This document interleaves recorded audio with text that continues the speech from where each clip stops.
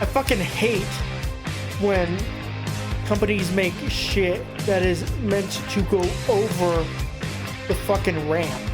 Have you ever looked at something and wondered how it works? I do every day. Join me in my journey for knowledge and destruction. Because this is Tech Talk. Hello everyone, welcome back to another episode of Taboo Tech Talk, where today things are going to be very, very fucking different. Today, you are going to be learning from Uncle Morgan. No, Teacher Morgan, Mr. Morgan. That's it. That's the word I wanted. And we are going to go over soldering. Now, I want to state I am not a professional. I am far from it. I'm just an idiot with a lot of free time. But starting out, I knew nothing about soldering, as with most people. And I've gotten okay with it. The only issue is a lot of the professionals would have a problem with how I do things.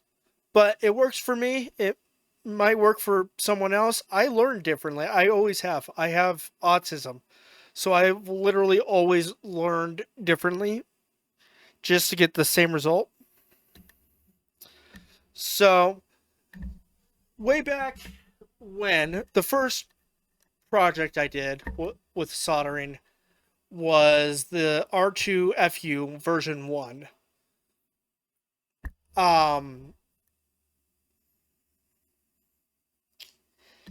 And we had to put a stop to that because, well, it just wasn't going anywhere. And then I decided it would be a great idea to take a battery like this. This is like a...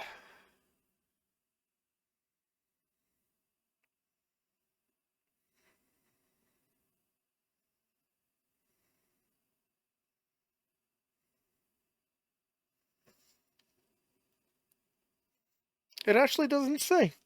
Strange. Oh, wait. 12.8 volts. So, we'll say 13 volts just for simplicity's sake. I thought it was a good idea to hook one of those up.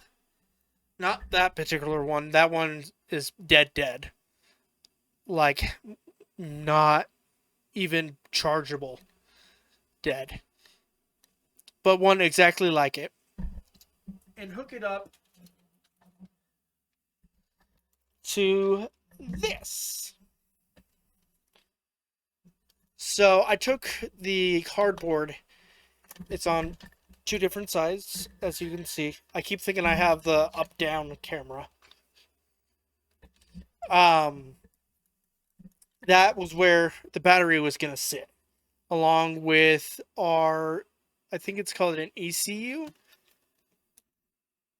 And obviously, I was not good at soldering at all. I don't know how well you guys can see that. There you go, that's better. And this one's not as bad, but it's definitely hurting. So, what made me give up on this was it caught fire. Specifically,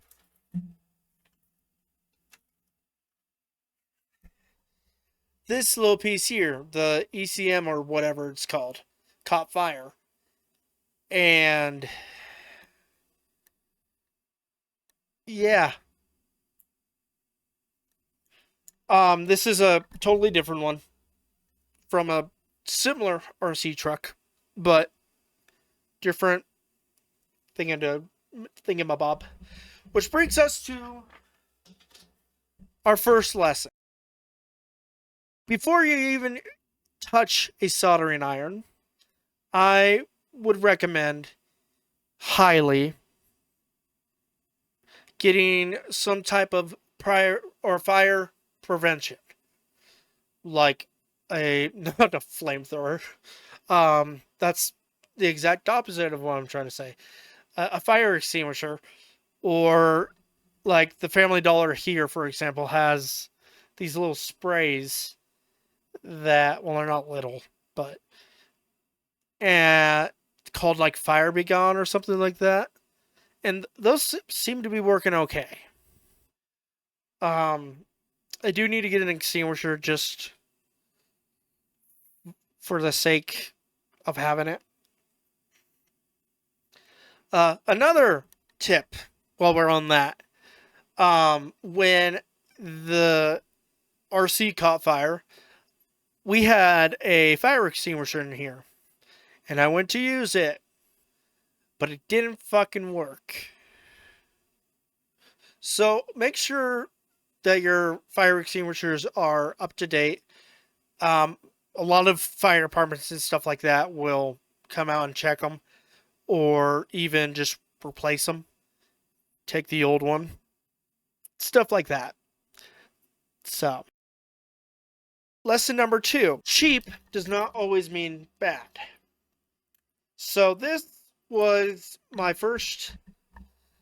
Obviously, we don't have a bit, but this was my first soldering iron. It's a no name generic 110 volt soldering pencil, I guess you could say. And it just comes apart like that.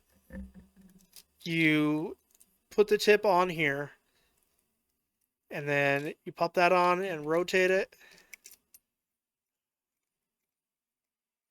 It worked phenomenal. I loved this thing, actually. It had a nice little LCD display there.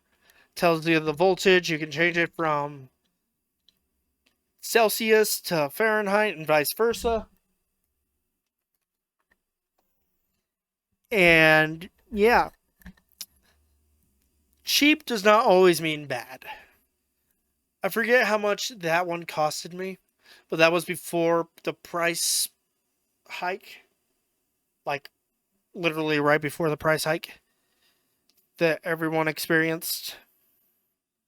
And literally the only reason I moved on from that one is because I couldn't find replacement tips anywhere for it. And that was super upsetting. But as far as a starter soldering iron, you can't go wrong with that. Like, I thoroughly loved that thing. I still do. That's why I still have it. Didn't fucking toss it. Let me see if that's cooled down or not. And this is the one I currently have. This is a Weller something 100. It's obviously different from the pencil. This is what's considered a soldering station.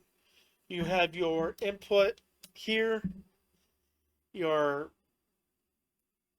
thermometer, nope, not thermometer, your temperature there, and then you have a little rack for your soldering iron, and then a little spot for your sponge. And it's okay. Also, I should mention that the foam pad, when you set it down, it keeps the blade above the ground, which is pretty cool.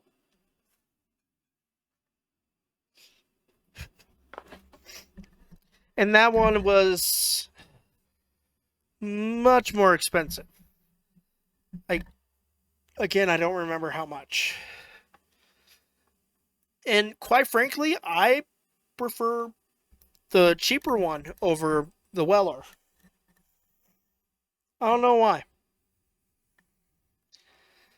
But again, they don't make replacement tips, so I'm kind of stuck. And another issue I have with the Weller, which I don't have many, is the fact that you have to unscrew a little thing, and it is the smallest fucking thing ever, by the way. And if you unscrew it too much, it pops out. And it is almost impossible to find. And that's how you replace the tips. You gotta unscrew it, put the new tip in, screw it back in. It's a pain in the ass. That is one thing I do not like about the Weller. Is kind of an obvious one. So this here is solder wire. It is metal that when it's thin enough, you can snap it with your hand. There are different types and sizes of solder. This one I'm trying out, and this you can't snap with your hands. You have to actually break it using the soldering iron, which is kind of interesting. Use the solder wire that one you are most comfortable with. Try some out. They're not, I mean, they're expensive, but they're not too expensive. Like, I think the cheapest I've seen is like $12, and that's at Ace. So, take from that what you will. Try it out, figure out what you like, figure out what you don't like. I don't typically like the thicker solder, just because it's harder to maneuver for me. So, but I'm enjoying that. Get yourself a good pair of wire cutters. So these I got from Walmart. I think these were like $15, and they have been phenomenal compared to my old pair, which my old pair was literally just the old style snipper type things. I should have grabbed that, actually. I still have those. Fuck. Oh well. Anyways, it has the actual cut, and then it has strippers right here. And I've had it for a few months now. It's worked phenomenally. I've had zero issues with it, which is surprising considering I got it from Walmart. The next lesson I would like to give is, I forgot to grab flux. Fuck.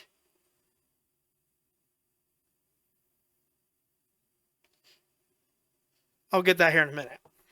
The next lesson I would like to give is go out and get yourself some telephone wire.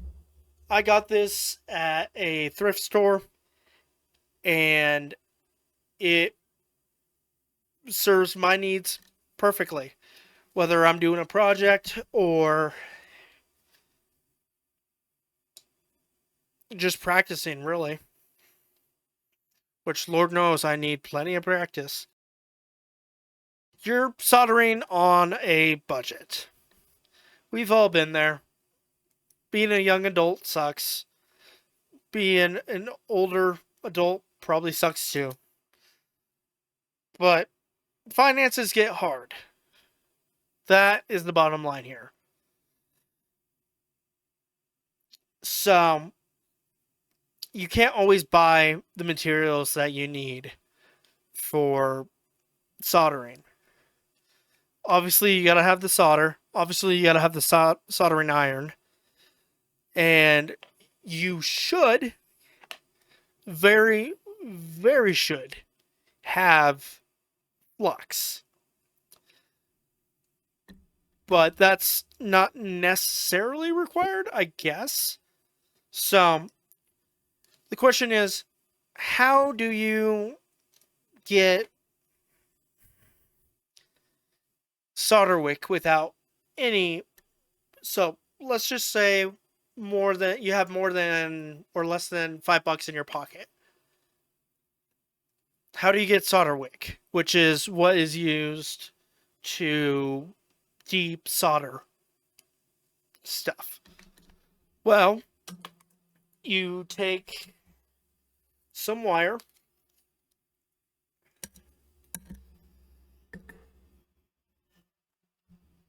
you cut it. It helps when you cut in the right place or in the same place.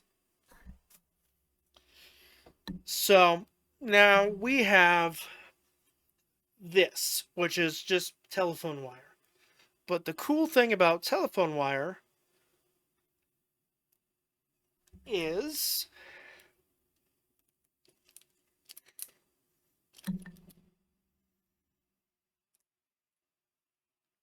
come on, do the thing. Thank you. Eat.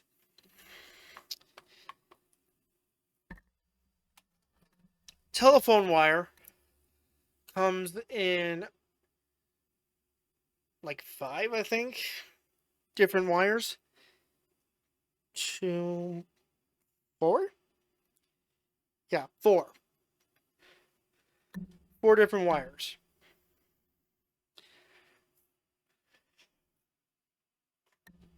And once you get the sleeve off one end, it's usually easy enough to pull the wires out of the other end of the sleeve. So I'm going to take a green wire here.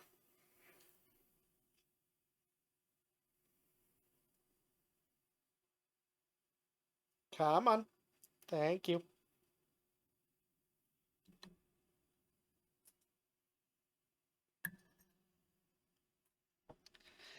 And I'm going to take my cutters.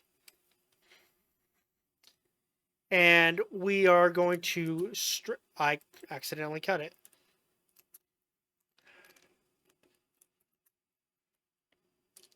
There. We have gone and stripped the sleeve down to the copper. And that's all solder wick is just copper. It's a flat, fat piece of copper that's specifically designed for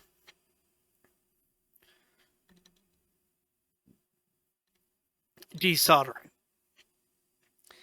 So we have essentially created a skinnier, less efficient, yes, I will admit that, solder wick. But in a pinch, it's cheap to make, easy to use, and it does work. So literally all you do is you take the copper. Obviously, I did not tube, I guess, the entire thing. There's no need for me to do that right now. You take some flux and put it on your copper. You melt your solder. Yeah, you melt your solder and have this near the solder, and the flux will bring it onto the copper, and then the solder will stick to the copper. It's the exact same concept as solder wick, like professionally made solder wick. The only difference is it's, well, again, less efficient. But again, in a pinch, it works. Lesson whatever. Flux. So flux can come in different colors, different shapes, different containers, obviously. But they all do generally the same thing. Um, and flux is pretty important because even solder wire has a flux core in the middle. So what does flux do? Basically, the way I see it, and it took me forever to learn what flux did, just because everybody described it to me super fucking weird. Again, I learned differently. But the way I see it is you take your flux and then you take your soldering iron and your wire. The flux acts like a river, and the solder is like a raft, I guess. So when you melt for lack of a better term, the flux, you got to heat it up. The solder flows down to where the end of the flux is. And then it does solder things. So yeah, I again just think about it as a river and a raft. Um, One little side note, it's not required, but I would highly recommend getting yourself a flux brush. So I got this from Ace for like 50 cents. Something like that. Less than $1. And literally it makes life so much easier. If you go back and look at the first soldering video, actually it's even in the the Tech Talk intro. It's you can see I'm using a Maverick straw to spread the flux where it needed to go, even though I didn't know what flux did at that time. So, yeah. And finally, what I would argue the most important part is practice. Practice, have fun. So, this is the motherboard from a laptop that we destroyed forever ago. Um, on purpose, mind you. And I've been using this for a while now for practice, just to practice soldering. Um, you can do literally anything you would ever need to do with a practice board, as I like to call it. These are little holes that I've filled in. Um, I've ripped off all the ports, and I'll be soldering those back on here soonly. I just took some pliers and just yanked them off. Um, Obviously, if you were wanting to practice desoldering, you would desolder the ports, not just rip them off. But that wasn't in my cards today. Or you can practice traveling with the solder, or just making balls. Literally anything. You can attach wires to it. Do whatever sounds fun to you. So I want to actually contradict popular, like,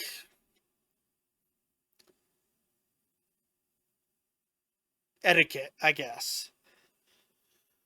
When it comes to soldering, they always say make your solder look like a little teardrop or a Hershey's kiss or whatever. I'm perfectly fine with making little tiny balls because they work the same. Sure, they don't look as good. I'll give you that. But soldering isn't about making things look good, usually. Unless you're doing like jewelry or something, I guess. Um, it's about making things work. It's about having fun. And so my advice is make little tiny balls, make big balls for all I this is such a weird sentence. Make big balls for all I care. Big balls are less likely to work, but if you're starting out and can't figure out how to get good small balls, then make big balls. Practice your big balls and then go down to the smaller balls and apply what you've learned. And there you go. Don't be afraid to do projects. Um, Obviously, that bit me in the ass a little bit in the beginning, but I would do it again in a heartbeat because I learned a lot from that experience. Like, for example, I learned that you do not solder something with an active connection until it's the very last thing that you do. Um,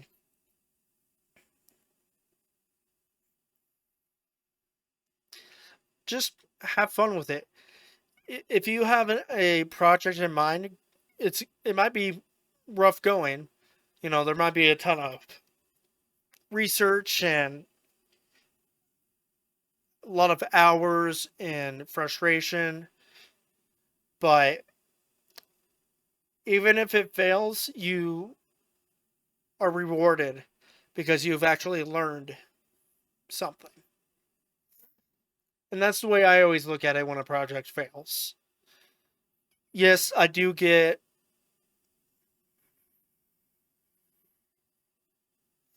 discouraged, depressed, but I always come back to the ring or whatever that saying is.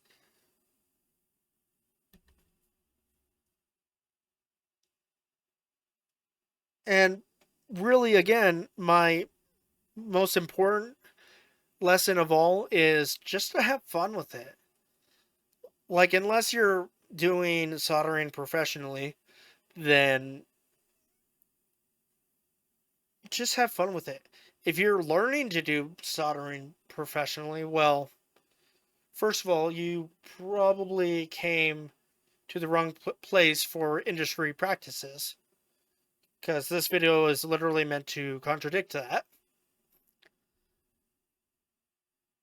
But hey, if it works for you, then by all means.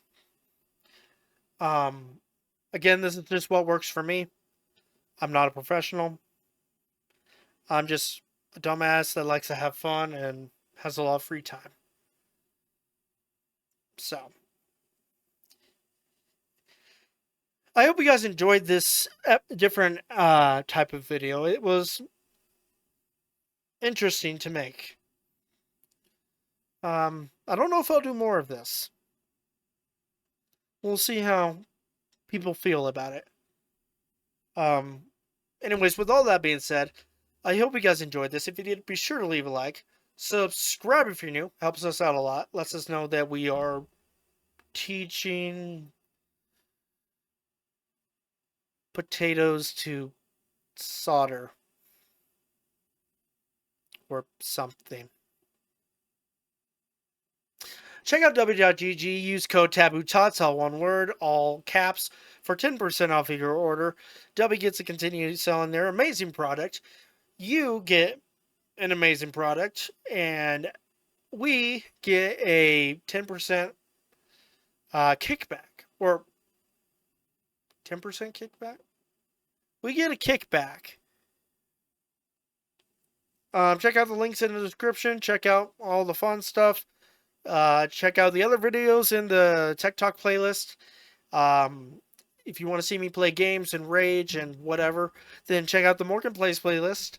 And if you like inane, ridiculous bullshit, then check out the podcast playlist. With all that being said, I'll see you guys in the next one. Stay curious and tech on.